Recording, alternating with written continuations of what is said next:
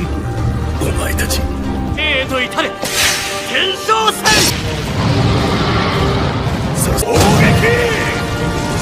Aujourd'hui, nous allons faire un récapitulatif de la série animée Ari Fureta, From Common Place to World's Strangest. Épisode 5, Hajime se réveille et trouve YE endormi dans un lit à côté de lui. Elle explique qu'après avoir vaincu l'hydre, elle a trouvé ce lit, où elle a emmené Hajime et lui a donné de l'eau bénite. Et c'est là l'essentiel. Ils partent explorer ce qui reste de l'étage, qui est avant tout un manoir. Ils se rendent dans la pièce principale, où ils sont accueillis par un enregistrement de l'auteur du labyrinthe, Oscar Orku. Après les avoir rencontrés, ils commencent à leur raconter la vérité sur l'histoire des francs-tireurs et du dieu maléfique.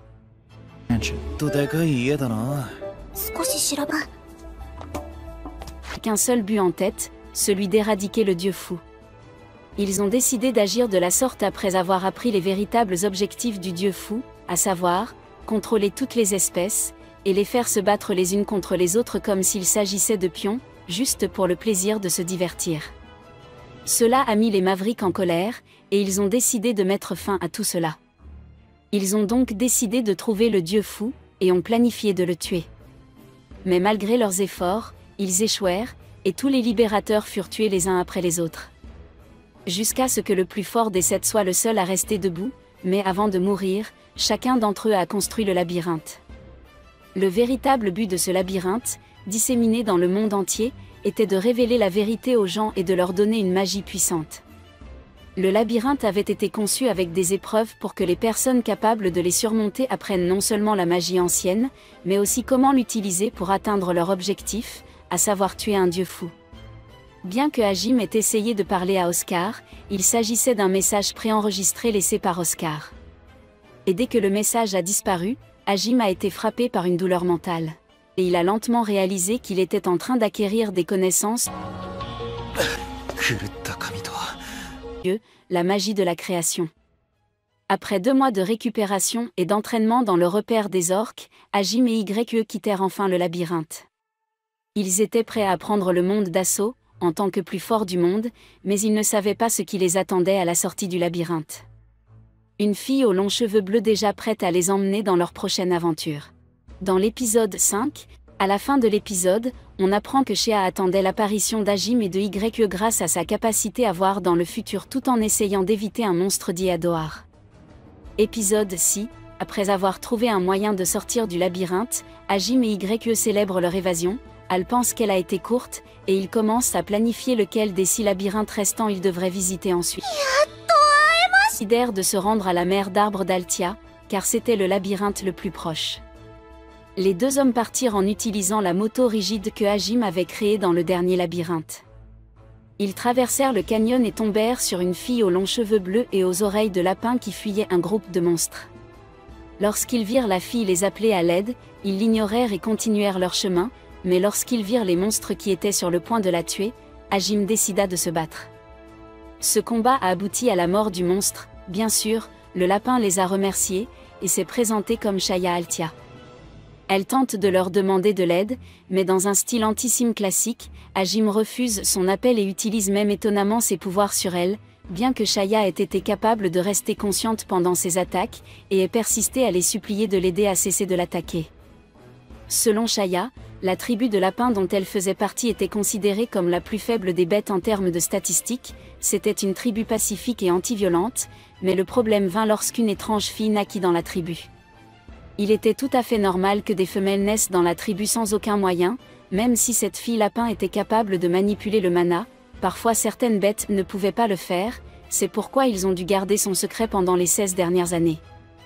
Hajime en savait plus que cela, et pouvait dire que YE voyait une partie de lui, à l'intérieur de Shaya. Et comme ils sont tous donnés avec des capacités uniques, et qu'ils ont dû faire face à certains malheurs chacun de leur côté à cause de cet accord, Hajime et YE se mettent en route. Hajime et YE entreprennent alors d'exterminer des monstres pour aider le peuple des lapins, en les escortant dans un endroit sûr. Mais après leur arrivée, les lapins demandent à Hajime de leur apprendre à se battre. C'est ainsi qu'ils apprennent à se battre. Shea s'entraîne également à se battre contre YE, et parvient à l'égratigner. Très vite, les lapins deviennent tous très forts, il semble qu'il possède une force latente semblable à celle des monstres. Il guide Hajime jusqu'à l'arbre géant, où il apprend que 4 symboles, le pouvoir de régénération et une balise formée de liens ouvriront la voie.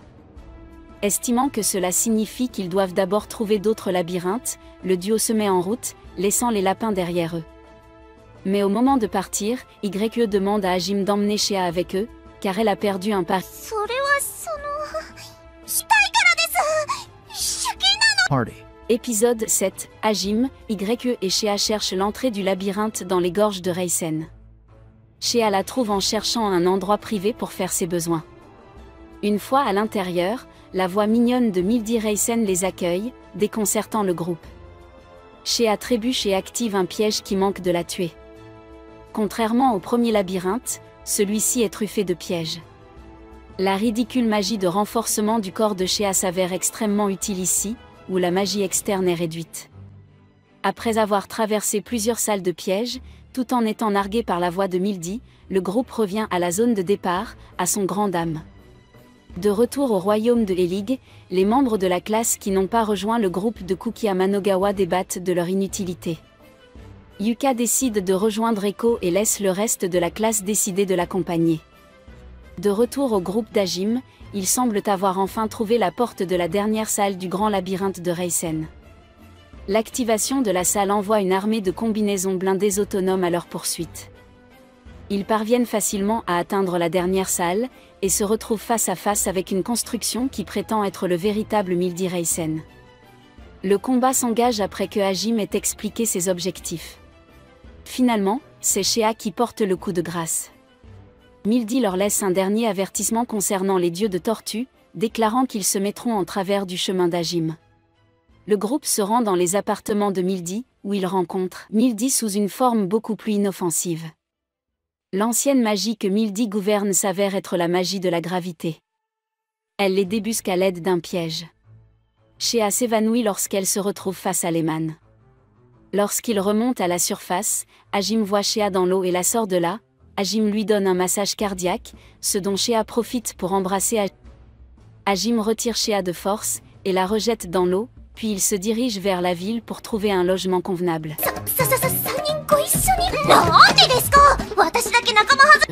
Où le maître de la guilde leur demande de l'aide pour retrouver un groupe d'aventuriers qui a disparu. Parmi eux se trouvait le fils d'un comte, et il était primordial de le retrouver. Hajime finit par accepter à condition que la guilde leur procure des jetons et que le maître de la guilde réponde à toutes leurs demandes. Il accepte et ils partent à la recherche des aventuriers disparus. En chemin, ils s'arrêtent dans une ville connue pour sa culture du riz. Ils se rendent dans une taverne, où se trouvent justement Sensei et d'autres élèves de la classe Izuke. Sensei confronte Hajime, lui pose des questions et se fâche parce qu'il est avec 2 femmes, YE et Shioenu. Il l'ignore en grande partie, ce qui provoque la colère d'un chevalier qui commence à insulter Shea et YE. Hajime tire sur le chevalier, brisant son armure mais ne le tuant pas. Ce soir-là, Hajime se rend dans la chambre de Sensei, et lui parle des labyrinthes.